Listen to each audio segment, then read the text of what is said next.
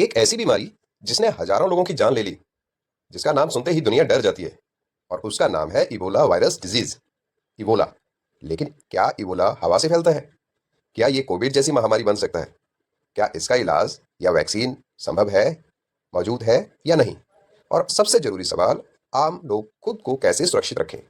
तो आज के इस डिटेल्ड अवेयरनेस वीडियो में हम इबोला वायरस के बारे में पूरी साइंटिफिक और प्रैक्टिकल जानकारी समझेंगे, जैसे कि symptoms, transmission, treatment, vaccination, myths और prevention. So knowledge saves lives, awareness prevents panic. Hello friends, learners and viewers, मैं हूं डॉक्टर राजीव कुमार और आप देख रहे हैं काशिव एजुकेशन। सो आज का ये वीडियो पब्लिक अवेयरनेस के लिए बहुत इंपॉर्टेंट है, क्योंकि इबोला वायरस डिजीज फिर से इंटरनेशनल न्यूज़ में चर्चा का विषय बना हुआ है। सो इस अवेयरनेस वीडियो में हम जानेंगे इबोला वायरस क्या है, ये कहाँ से आया, कैसे फैलता है, सिम्टम्स क्या हैं, कितना डेंजरस है, कौन सी वैक्सीन अवेलेबल है, प्रिवेंशन और सेफ्टी मेजर्स, और लास्ट में WHO की रिकमेंडेशंस रिगार्डिंग दी इबोला। तो वीडियो को पूरा देखें और इसे ज़्यादा से ज़्यादा लोगों तक शेयर करें ताकि अवेयरनेस फैले। तो सबसे पहले हम समझते हैं what is Ebola. Ebola virus disease या फिर ईवीडी एक रेयर लेकिन अत्यंत डेंजरस और वायरल डिजीज है। ये इबोला वायरस नाम के वायरस ग्रुप के कारण होती है। इसमें बड़े सारे वायरस आ जाते हैं इस फैमिली में। तो ये फैमिली फिलोविरिडे से रिलेटेड है। इबोला शरीर में severe internal damage, immune response, उसका सिस्टम फेलियर, डिहाइड्रेशन और ब्लीडिंग जैसी बड़ी सीरियस इलनेस और समस्याएं जो है वो पैदा कर देता है हमारी बॉडी में। अगर हिस्टोरिकली और अनट्रीटेड केसेस में मोर्टेलिटी रेट यानी कि उसकी डेथ रेट जो है वो 50% से 90% तक जो है वो रिपोर्ट की गई है।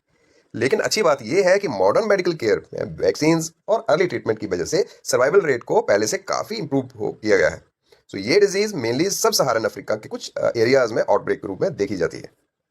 थोड़ा सा हम इबोला की हिस्ट्री के बारे में जान लेते हैं।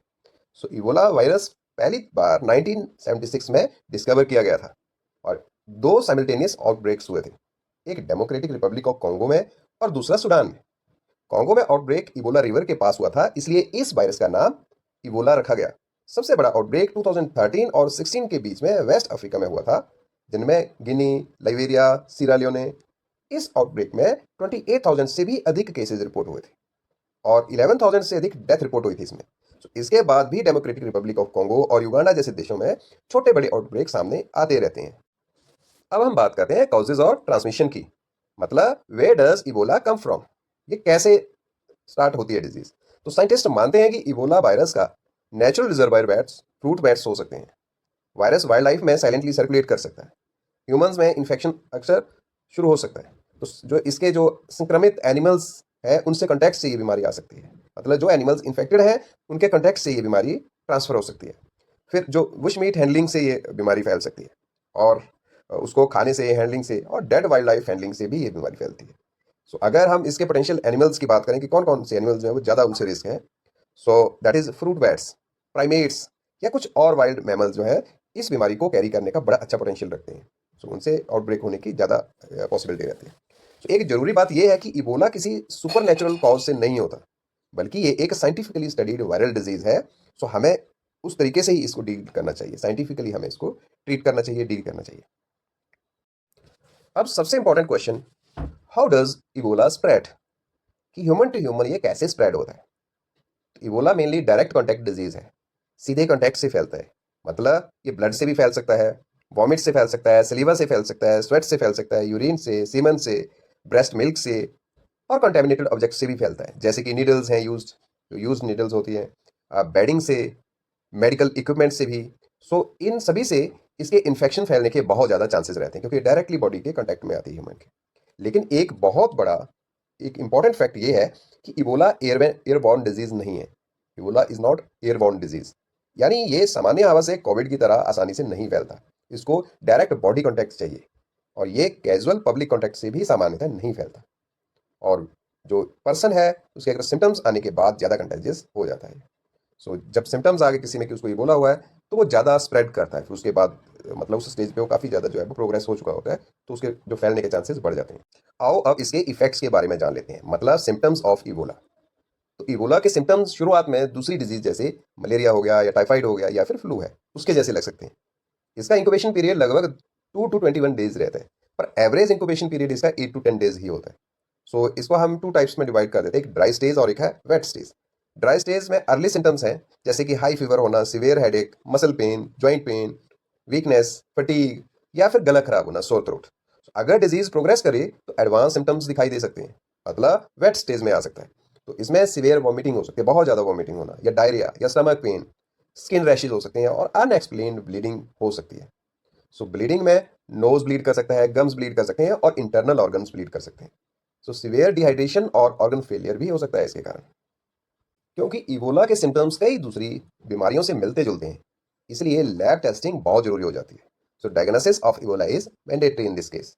जैसे कि डायग्नोसिस मेथड्स की बात करें तो उसमें पीसीआर टेस्ट हैं, उसमें एंटीजन टेस्ट हैं और ब्लड एनालिसिस है। So early diagnosis outbreak control में बहुत मदद करती है। अब अच्छी खबर ये है हमारे लिए कि इबोला के खिलाफ अप्रूव्ड वैक्सीन मार्केट में अवेलेबल हैं, और उनका कॉमनली जो यूज़ होता है, तो एक का नाम है एरवेबो। ये आउटब्रेक रिस्पॉन्स में काफ़ी यूज़ की जाती है, और दूसरी है ज़ोबदेनो और मवाविया। ये प्रिवेंटिव वैक्सीनेशन में और उसके प्रिवेंटिव वैक्सीनेशन शेड्यूल का हिस्सा हो सकती है। So vaccination high risk health care workers और आउटब्रेक एरियाज में एक इंपॉर्टेंट टूल है। अब सबसे जरूरी हिस्सा है सेफ्टी प्रिकॉशंस और प्रिवेंशंस। सो इबोला से बचाव कैसे करें, अब ये वाले टिप्स पे बात करते हैं। सबसे पहले ब्लड और बॉडी फ्लूइड से डायरेक्ट कांटेक्ट अवॉइड करें, और पीपीई यानी पर्सनल प्रोटेक्टिव इक्विपमेंट का यूज़ करें। फ्रिक्वेंट हैंड वॉशिंग जरूर करें और सैनिटाइजर का उपयोग करें। सस्पेक्टेड पेशेंट्स को आइसोलेट करें। सेफ बरियल प्रैक्टिसेस को फॉलो करें, अगर किसी की डेथ हो जाती है तो उसको सेफ बरियल प्रैक्टिसेस अडॉप्ट करें, और वाइल्ड लाइफ हैंडलिंग में सावधानी रखें। अगर किसी भी पर्सन को सिम्टम्स हो और वह आउटब्रेक रीजन से आया हो तो तुरंत मेडिकल हेल्प लें। अब कुछ मिथ और फैक्ट्स के बारे में बात कर लेते हैं जो यहाँ हमें नहीं दिखाई दे रहा। तो चलिए कुछ कॉमन मिथ्स क्लियर करते हैं। एक मिथ है कि इबोला हवा से तेजी से फैलता है, पर फैक्ट ये है कि ये प्राइमरीली डायरेक्ट कॉन्टैक्ट डिजीज है, हवा से नहीं फैलता। मिथ दूसरा, हर इबोला पेशेंट की डेथ होती है, और फैक्ट ये है कि अगर अर्ली ट्रीटमेंट सर्वाइवल के चांसेस बढ़ा सकती है, अगर अर्ली ट्रीटमेंट हो जाती है तो सर्वाइवल रेट बढ़ जाता है। मिथ नंबर 3 की ट्रेडिशनल रेमेडीज इबोला को क्योर कर सकती हैं, और फैक्ट ये है कि साइंटिफिक मेडिकल ट्रीटमेंट जो है वो इबोला की क्योर के लिए बहुत जरूरी है। और मिथ नंबर 4 कि अवेयरनेस से पैनिक फैलता है, पर फैक्ट ये है कि सही अवेयरनेस जो है वो जान बचा सकती है। सो मिथ्स पे जाना नहीं है आपने, आपने सिर्फ फैक्ट बेस्ड बात करनी है जिससे कि इबोला से बचा जा सके। अब बात करते हैं इबोला की प्रेजेंट स्टेटस यानी वर्तमान स्थिति के बारे में।